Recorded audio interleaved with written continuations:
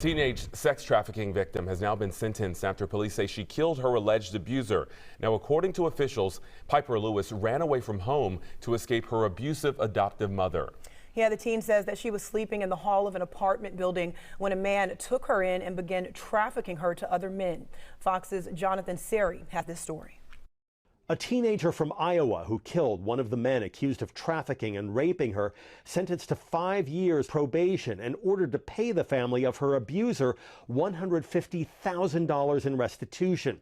Pieper Lewis was 15 years old when she stabbed 37-year-old Zachary Brooks more than 30 times back in June of 2020. Prosecutors say they're not disputing that Lewis was a human trafficking victim, but say the teen was not in any immediate danger because Brooks was asleep when he was killed. On Tuesday, the now 17-year-old said she had no choice.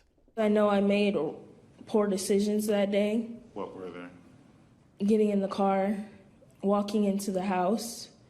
As much as I wish I hadn't, being in that lifestyle, you're not always thinking, I don't know, it's about survival. Lewis pleaded guilty to involuntary manslaughter and willful injury. Both charges were punishable by up to 10 years in prison.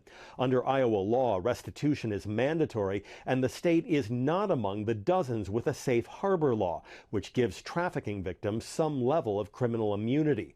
The teen's probation will be closely monitored. She'll spend the duration of her sentence at a halfway house and will have to complete 200 hours of community service.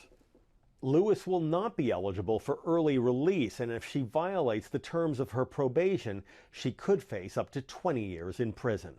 In Atlanta, Jonathan Seri, Fox News.